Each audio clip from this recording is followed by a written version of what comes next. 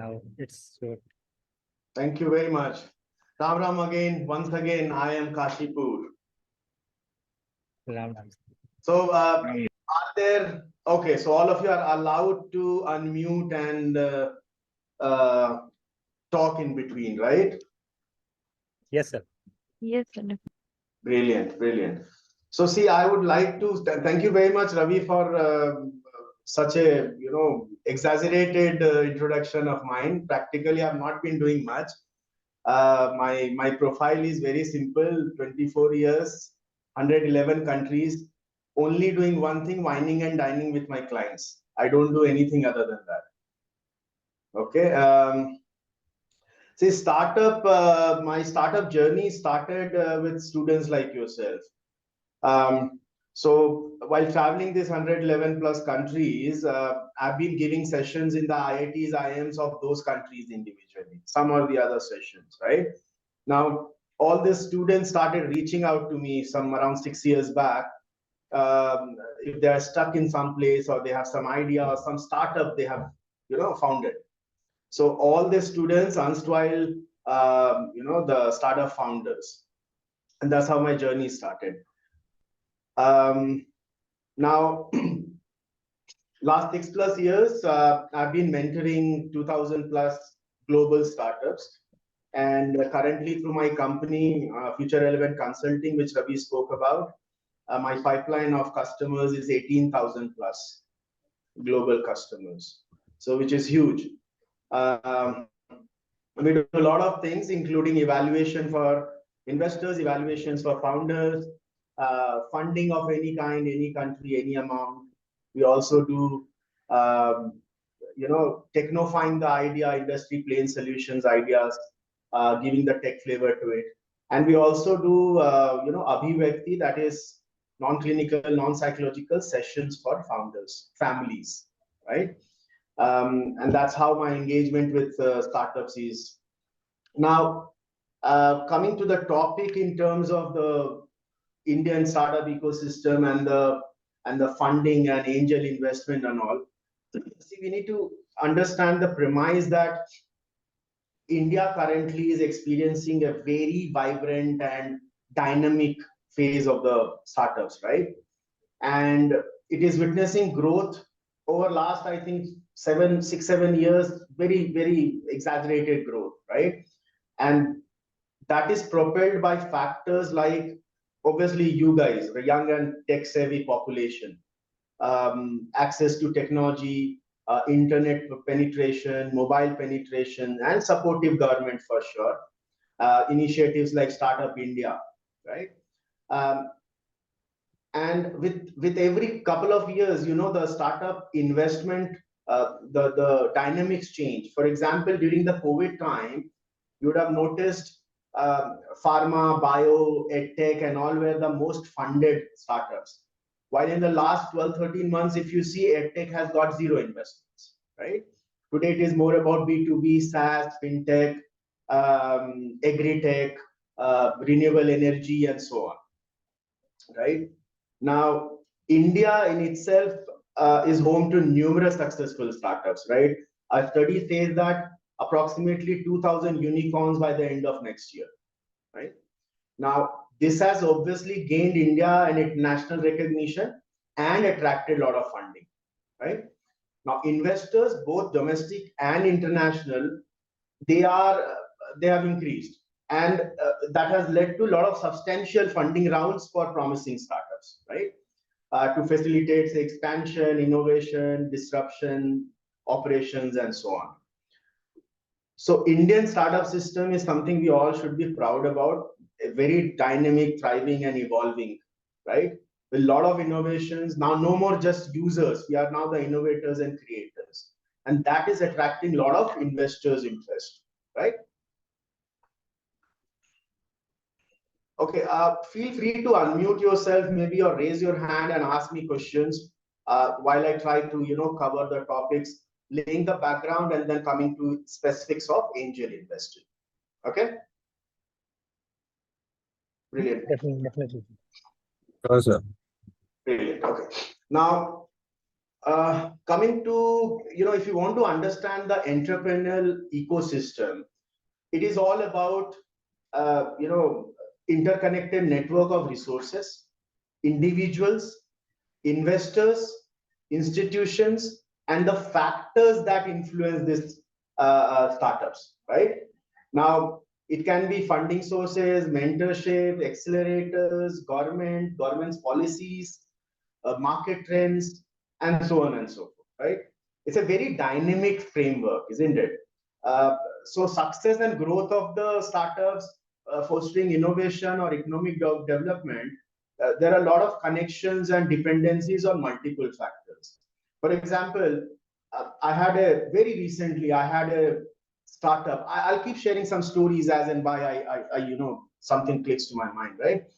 So there's a startup I was working on a few weeks back, India-based startup, which has created a very disruptive solution on identification of breast cancer, much easier way, faster way, economical, right?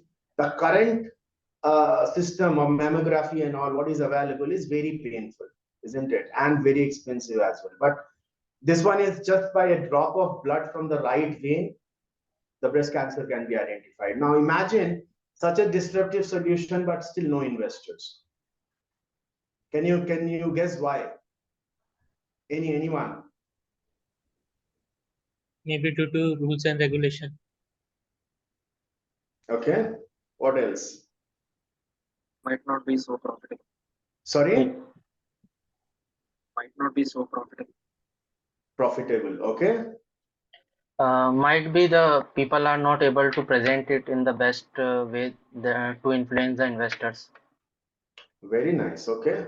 And enough testing must not happen, or it may require more, innovation and more testing results or numbers. Brilliant. Brilliant. Very good. What else?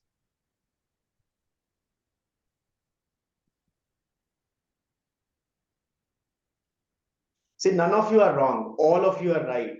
But in this particular case, what has happened is they have done enough testing. They have enough data. They have videos. They have presented themselves well. Very dynamic young entrepreneur, only 21 years old. But what has happened in this case is it's a chicken and egg story. They don't have enough funding. They are bootstrapped so far. They don't have enough funding to launch their product and approach the hospitals and start it, right? No one is ready to fund before they start generating revenue. And they cannot generate revenue unless they launch, right? So it's a chicken and egg story. So imagine there has to be, what I'm trying to arrive at is there has to be a balance of everything when you are a startup founder, right? Just one thing working out might not work. Even if every ingredient is there, maybe a little up and down in terms of quantity, it's fine, but there has to be a balance of every ingredient that is, right? So we'll work with this startup, we'll get them funded some way or the other, but it's very important that all the dynamics are looked before a startup is properly launched commercially in the market, right? Now, that brings me to a point that, in this thriving startup culture, failure will remain a challenge, right? And failure reasons can be multiple, right? Always keep in mind that investor like me, for example, I'm an investor in 100 plus, my current portfolio is 100 plus startups that I have personally invested my own money. Plus, through my investors and through my network and consortium, 2000 crore plus, which I have got invested and funded, right? Now, based on my experience, I feel the top few reasons for startup failures, see, you will not find it. Typically, all network or, you go to the Shark Tanks of the world, they will give you different reasons, right? My top reasons will have combination of those, but the most prominent reason I have experienced is because the founders have fallen in love with their solution. Do you understand what I mean? Who can explain? So we can say that the thing which founder made, they thought that it is the perfect thing and doesn't feel to change, alter the thing according to the market needs. Brilliant, brilliant. Change is the key word. Very good. Anyone else wants to add? And because they are not ready for the change, the product that may be profitable will not be able to compete because of they are not ready for those changes. Brilliant. Very good.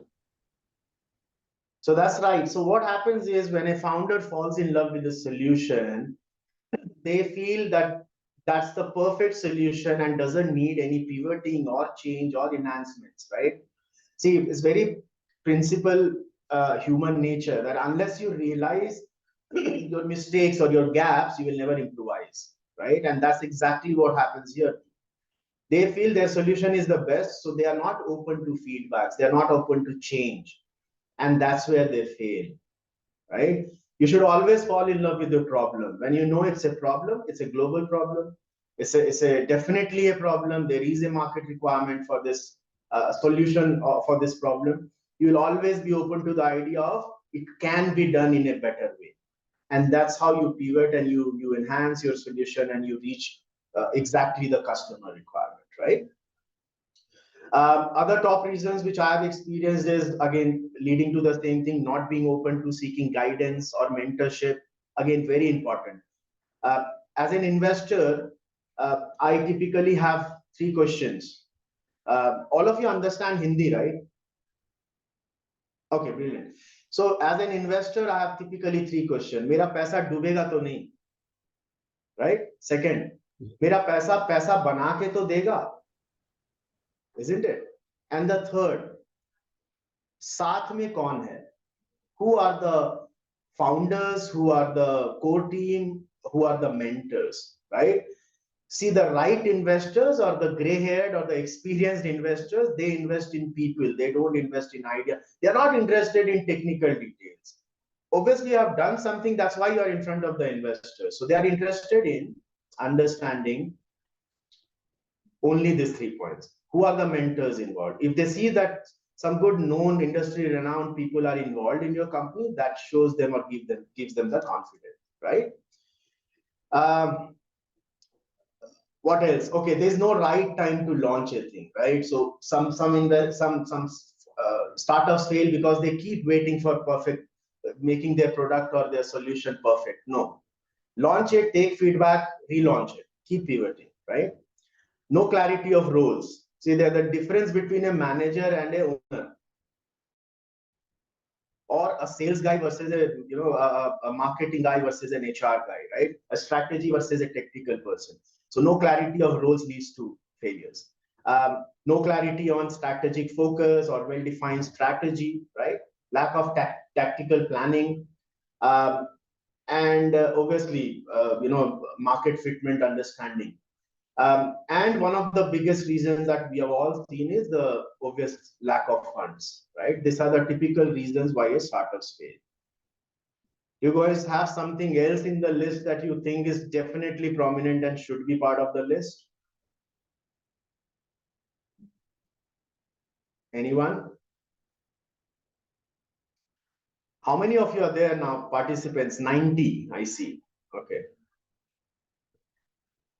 Good. Okay.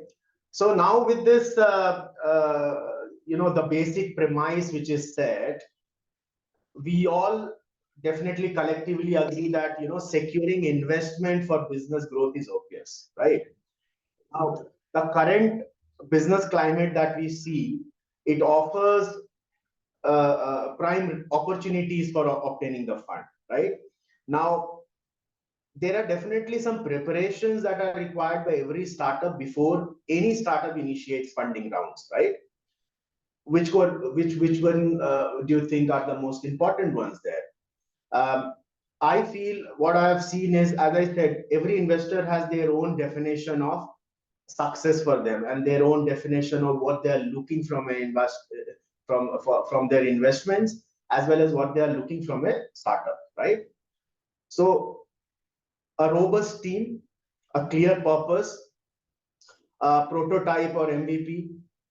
Have they already practiced enough frugality in their or optimal utilization of their existing resources before reaching out? Uh, how much funding is required? Do they have clear bifurcation? How will they be using those funds, right? How are they going to generate revenue? What is their business model or revenue model, right? Have they considered bootstrapping? How much, right? What are loans considerations they have done? Who are their mentors, right? And all this leads to a very important decision. It's like a wrong marriage or a right marriage. If you land up having a wrong marriage and you're not able to divorce, your entire life you're suffering and crying and cribbing, but can't do much about it.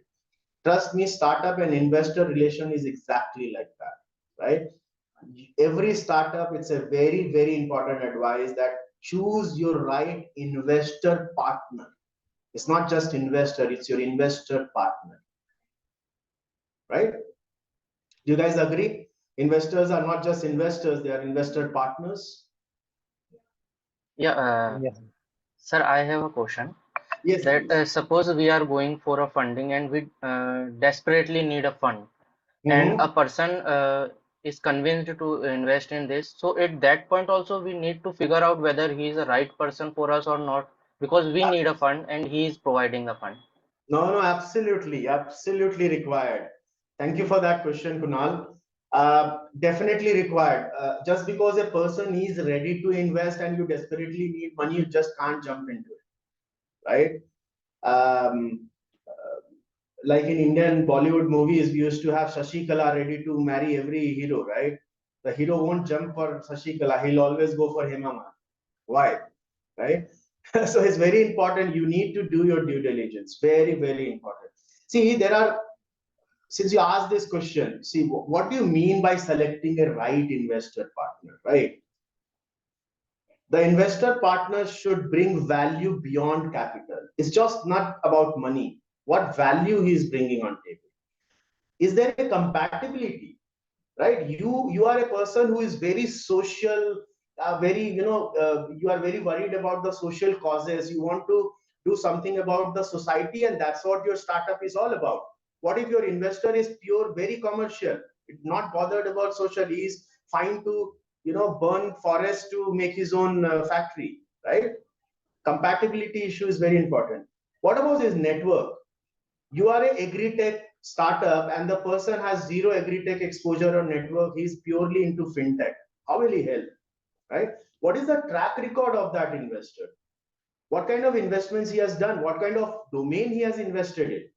Again, agri-tech investor investing in fintech suddenly, trust me, it will backfire, right?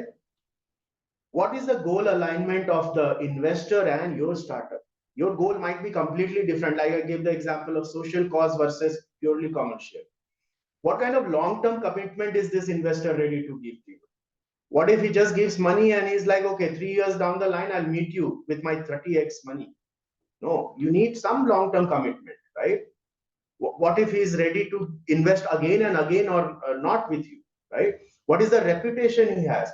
What if a person is there, a lot of money, but has a bad reputation, maybe a black money, or I don't know, right? What is the industry experience in the similar domain he has? Have you done enough due diligence? Has he done enough in due diligence about you and your company? What are the other legal considerations, right? What is his availability? Will he be available when you need him? You need some direction as an investor. It's not available, so your projects, everything gets delayed, right? What is the niche expertise this person has? What is the ticket size he has normally invested? For example, this person always invests in like under 2 million, and suddenly you are asking for 10 million and he said yes. What is the gap? What is he looking for? Right? What is the community support he can provide? Is there any global access that you need and he can or cannot provide? Cultural fitment. What are the board dynamics? How much percentage is he looking for seat in your board? What is the exit strategy he's looking for versus what you are ready to give, right? See, a thorough approach along with legal guidance, very, very vital for a successful partnership, right? What I always suggest is to go with a platform approach via the right investor partner for raising your funds, right? And what I mean by that, See, if you're going, as you said, Kunal, suppose you go through one investor, right? And he gives you 5 million that you needed. And he says, you know what, Kunal, you have a baby boy. Brilliant. From tomorrow, your baby boy should wear pink and come. Will you like that? Right? What does that mean? You land up losing entire control to your one or two investors that will come. Right? You don't want to lose your driver's seat ever. You are the founder, you are the parent of that baby. You don't want to give control or make a guardian to someone whom you don't like or the baby doesn't like, right? You lose the direction of the company. When you go through platforms, there are multiple investors in your company, and their aim or agenda, or neither they are interested nor they know about running a startup. Their agenda is only making money, which is good for you because your terms and conditions, you know, are always, their terms and conditions are always money, around the money, right? And you are fine because you want to give them interest or equity in your company. You don't want them to run the company for you, right? So it's very important to select a right investor partner. Does that answer your question, Kunal? Yes, absolutely, sir. Brilliant. Any other questions at this stage? Hello, sir. Yes. I have a question. Yes, please. What can be the potential impact of this investing on any new jobs or like economic growth or like any innovation kind of thing? So I did not understand what could be the impact of. Investments on the job, in new jobs or economic growth or innovations. See, when it comes to startups, investments are very important, and be it a angel investors or a VC or any investment from anyone you get, the impact is most often positive, right, to the startup, because that's what fuels the startup to next level. Reaching from 0 to 1 or 1 to 100, everything needs money. So it's always a positive impact unless you have not been careful and you have signed terms and conditions or exit or some dynamics which is not friendly to you, board dynamics. Otherwise, if the paperwork is done right, the agreements and negotiations are done right, it's the investments are a must in this. So it's no more a luxury, it's a mandate, it's a necessity, right? See, startups progress through angel, seed investment, and so on and so forth, right? The pre-valuation is paramount, right? Pre-valuation actually will establish the startup's worth before any new investment, right? And that's what attracts the potential investors, right? And we always need to understand the key valuation drivers. What I mean by that, see, from investor standpoint, there are typically three main drivers. Please understand this very carefully. For any investors, there are three main drivers when they are looking at a valuation of any company, right? I'm not talking about the quantify or the numbers. What are the drivers? First of all, for any investor, technology is the biggest driver. So if your startup is tech driven, it relies, its core business relies on technology, its potential is always higher, right? And that will make it an attractive investment to any investor. So technology is the first. Second is revenue. Now, revenue holds a very good importance because when you're generating income, that shows the market demand is there, fitment is there, scalability is there, and that will give you an edge in fundraising. So revenue. Third is timing. Timing is critical in terms of when you should raise funds, isn't it? And at that particular time, how you should raise your, how should you use your funds that you have raised. So timing becomes very important, right? And trust me, even one day difference can make huge difference. And I've seen that in many ways, right? So timing. So first is technology, second is revenue, and third is timing. These are the three things which any investors look at, or that drives their investment decisions. Okay. Any more questions? Can you Yeah, explain? You can continue. yeah. Sir, Actually, sir, as you mentioned that revenue is much more important for an investor to see. But where is the space for ideation stage? Whereas, like, I am currently in an ideation state. I found the idea very well good. But I have no funds to create a prototype of it, and I want an investment from someone. So how I will present it, because I don't have a revenue of it. So that is where the concept of angel investment comes. See, understand from the word, angel means someone who is just supportive of you, right? Of your idea. He follows the same ethos as yourself, right? He believes in your idea, your solution, right? That's where the angel investment concept comes in. Typically in market, investors are available, and all of them, 90% of them will always look at post-revenue stage valuation, funding. Pre-revenue stage funding is typically only driven by angel investors who believes in your idea, your vision, your mission, your ethos, right? But don't be discouraged at all, Kunal. There are ample number of angel investors today available in India and globally who believes, if they believe in your idea and mission and vision, they will invest. Right? Along with that, we have even India, Startup India funds, grants, and all that available. That is also very helpful. Yeah, incubation centers, accelerators. A lot of the ecosystem is very strong today. When I set revenue as the second parameter, when investors look at funding, that see, imagine if you go to anyone, the first thing they will talk about is if it's already generating revenue, then easy to invest and make decisions. If you have pre-revenue, then the line of discussion changes. Then it is more about believing in your idea. Okay, I saw some hands raised. Akshan, Akshant. good afternoon, sir. Sorry. Sir, Yes. I wanted to ask on the revenue part only that it's for short term or long term, because there are many startups who have grown big but are still burning cash. So, according to So you your mean to say, is the revenue, when the investor is looking for revenue, are they looking for short-term revenue or long-term long revenue? term, because in starting startups are burning cash, that's okay.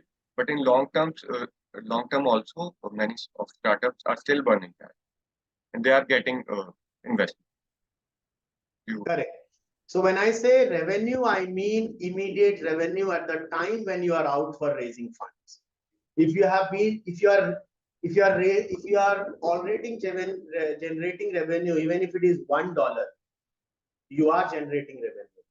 All that means, if you are revenue generating, all that means is your idea is workable. That's all they want. Your idea is workable, investments comes easy. And then what about the profit perspective?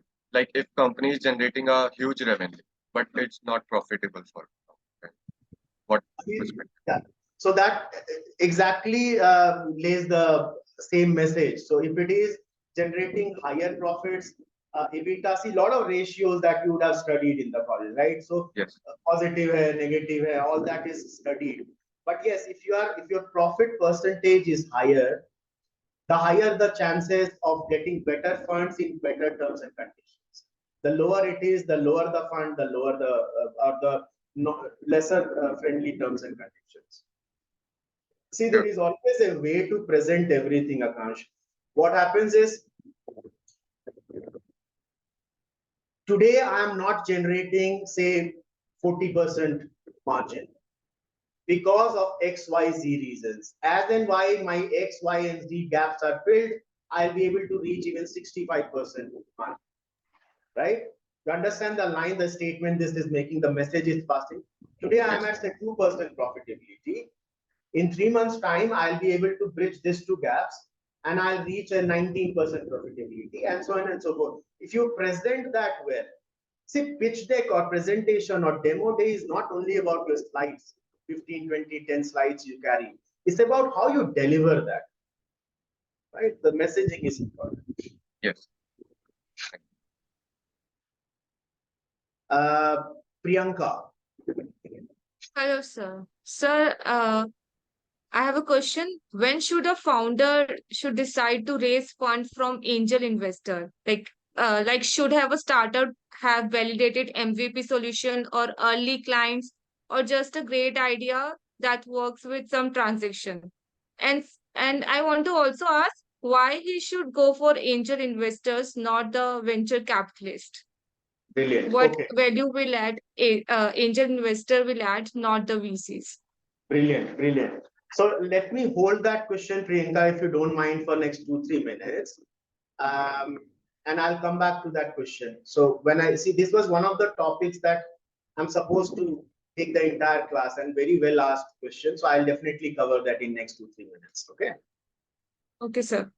Over to you, Usha.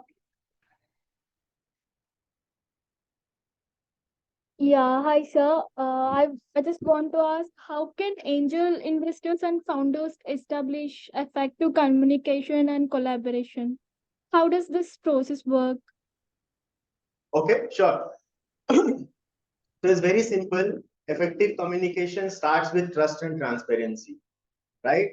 And today's world, everything falls in terms of piece of paper.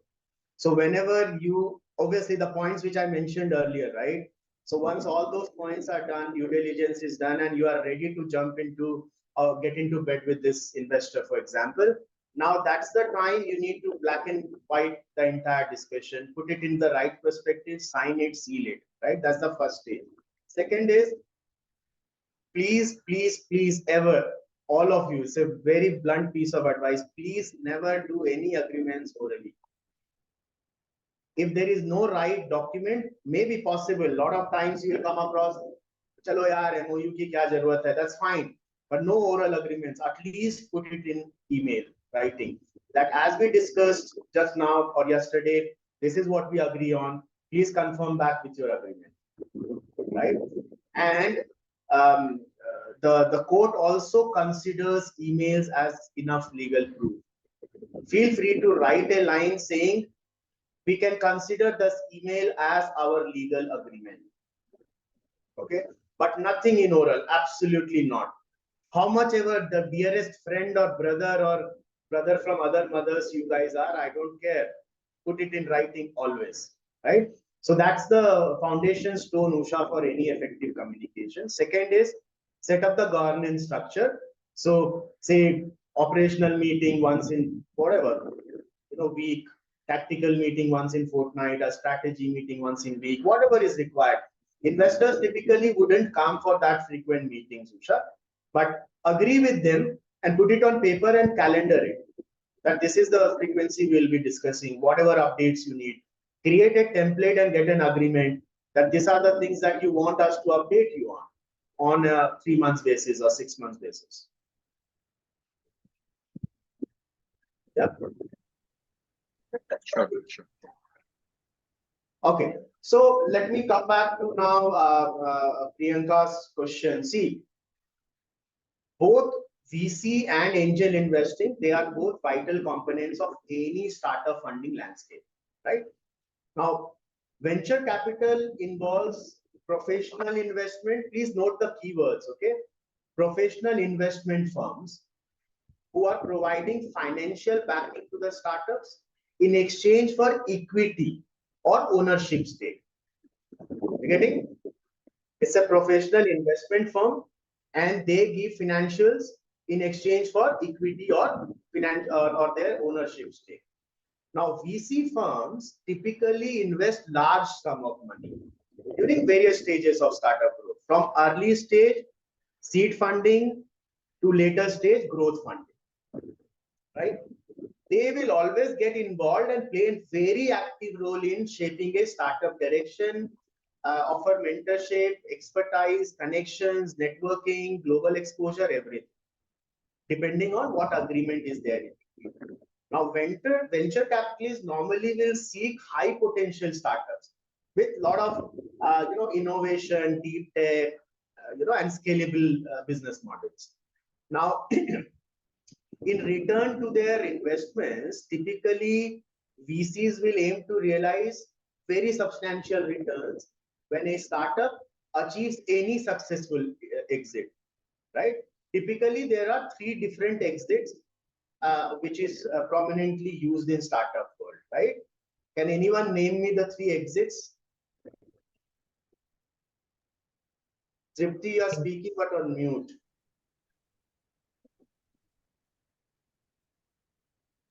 I think exit strategy. I know this name like. Um, What are the three typical exits which any investor gets from a startup? Like I think like listing it to IPO. Yes. IPO and is another one. one is selling it to competitor. Okay. These are the only two things I know. Mergers and acquisitions Buyback. Very good. can be one of the options. Yes. So typically there are three exits. One is someone else coming and investing a bigger amount. So the previous investors can get an exit by the startup. Second is acquisition. It can be by competition, it can be by a different startup or a bigger company or anyone, right? And third is IPO listing. These are the three most popular exits, right? And that's what venture capitalists normally look for, substantial return during this exits, right? Now coming to angel investors, right? The role of angel investors very pivotal in startups journey, right? Now these are individuals normally. Angel investors are, so VCs are normally professional investment firms. Angel investors are typically individuals who provide crucial early stage funding, mentorship, industry expertise that can lead the startups to growth, right? So everything remains same. The first difference, biggest difference is a company versus or an institution versus a startup, an individual, right?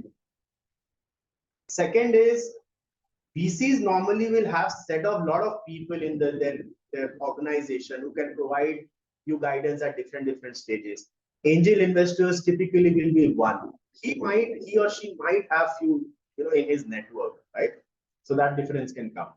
Now, angel investors play a very important role, as I said, because they can help you bridge the gap between idea and implementation, right? And thereby they can help the founders navigate the entire challenges and capitalize on opportunities. Now, all this said, it will only happen if you have really selected your angel investor right? If you, as I was saying, if you take an angel investor who is in agri-tech and your company is fintech, the match won't happen, that value won't come.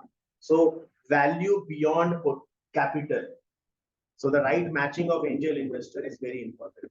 Now, angel investors are typically catalysts for establishing successful startups. They help you drive the innovation, fostering entrepreneurial ecosystem, and nurture you, propel you. See, typically during the early stages of startup, if you get the right angel investor and he's a person who is involved with you at every stage, someone you can reach out and call and talk to him anytime. Oh, I'm stuck here. Can you? What should I respond, or how should I go about this? Trust me, nothing better than that. Nothing better than that. They're individual investors, right? They are often successful entrepreneurs themselves, so they know the do's and don'ts. They understand what goes wrong, what can go wrong, what are the risks, right? They can provide you capital obviously at the early stage because they like your idea, they like your ethos, right? But angel investors typically invest small amounts compared to the venture capital firms, right? And the positive is that they will have personal interest in your startup success beyond just financial returns, because it becomes a matter of their own reputation, their own ego, their own fulfillment, right? So they are very much interested and involved in your success, right? They'll offer you mentorship, networking, industry insights, their own experiences, uh, wherever they invest the money, right? They can also, help you with larger funding in the later stages, because if they are angel investors, they will have connects with larger institutions as well, right? They can impact your growth trajectory. They can help you refine your products.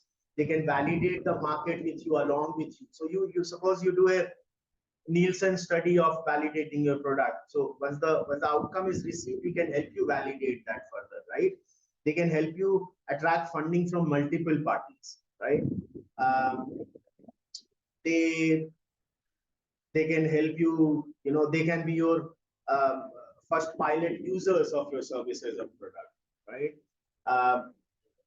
See, in our world, in startup world, angel investing is referred as the lifeblood of startups, right? So it cannot be wrong. It has a lot of value, right?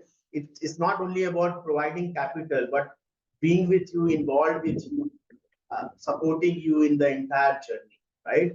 They are not just funding, but a lot more than that: mentor, advisor, connector, and so on and so forth.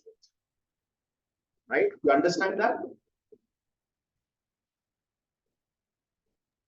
Yes. Right? Yes, sir. I have a doubt. Like, as you said, that we need to have a control on involvement. But Yeah. if an angel investor invests his too much reputation and time in your startup, then he will start taking more control then, No, so that's the more difference. influence. Very nicely and very well correlated. But see, there is a difference. They only get involved when you ask them. They don't push their involvement. Good thing is they are available when you need them, right? Because they trust you, they have invested in you. So they trust their judgment, they trust your judgment, your decisions, your way of working, your way of running the company. But when you need them, you can always anytime reach them and ask them questions, ask them whatever support you need, right? What else? Like during later stages of funding, startup will have multiple investors. So how a startup manages different investors, like a given investor have a different vision for a company, and another investor have another set of values and another set of visions. How a startup manages all the investors? Very good question, Vishal. And that often comes as a challenge for any startup founder. And that's why I said you should stick to your uh, see, there is a thin line you draw for yourself, call integrity or ethics or your principles or your way of working, right? You always have to ensure that whomever you choose at whatever stage, you stay truthful to those principles. So there would not be any clash of different way of working, a different vision for the company. That is one. Second, you never let anyone run the company for you. You are always have to be in control.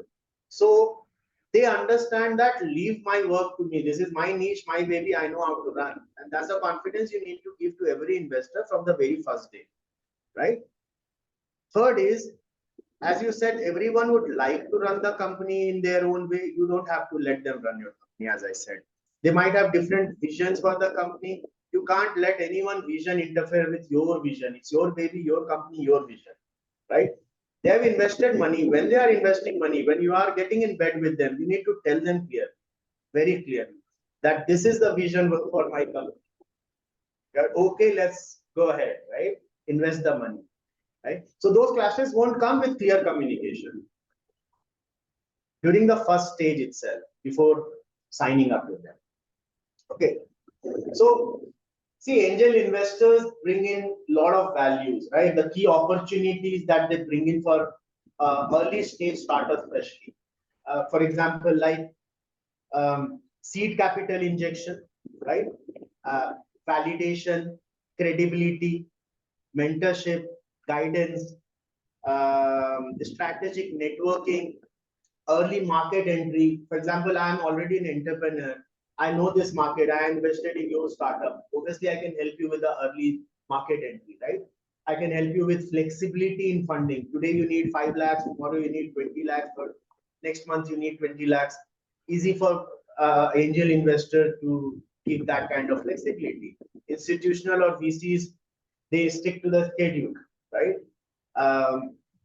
Support in later stages, that is again very important from our angel investors. So any stage you need whatever support, they are always with you because they want you to succeed. Ultimate game is your success, right?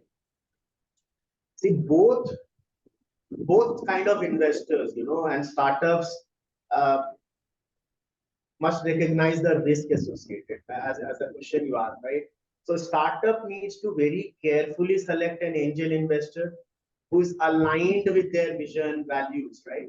And investors should always, do their due diligence to mitigate their risk, right? It's very symbiotic relationship, isn't it? It's not only about much needed capital, but it's also about the strategic guidance, mentorship, network, and so on and so forth, right? Angel investors, they have an opportunity to support innovative ventures, potentially getting even substantial returns, right? Uh, See, as and why you move into this entrepreneurial landscape, please remember that angel investing is not about just financial transactions.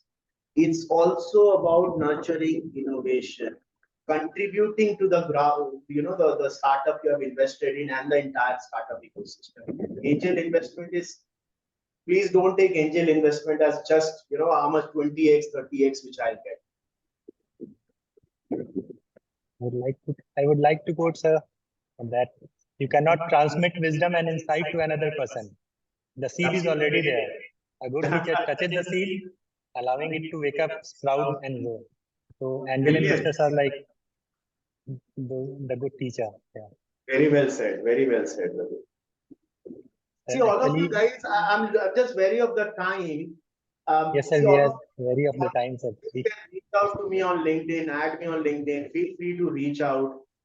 And I wish that all 99 of you someday create some unicorns in India, and I'm part of that history making. Please feel free to reach out. Any guidance, anytime. I'm more than available. All of you. Yes, sir. Yes, sir. Yeah? So I would like to, say thank you on the part of our whole participants. So I would like to extend our heartfelt gratitude for the enlightening lecture that you have delivered here. Your insights and wisdom are unmatched, and they have created an indelible mark on our minds, so inspiring us to think innovatively, embrace the future with renewed vigor. So your mentorship, your invaluable contributions to the world of entrepreneurship are deeply appreciated, sir. Thank you so much for sharing your knowledge and wisdom. Your presence has been an honor, truly an honor. We look forward for your continued guidance, sir. And so much thank you for that, sir. Thank you very much, everyone, and Ram Ram and best wishes. Thank you, sir. Thank you so much. Thank you, sir. Thank you, sir. Thank you, sir. Thank you, participants, and we are very grateful from the ESL. And you can now leave the meeting. That the session is over. Thank you, everyone.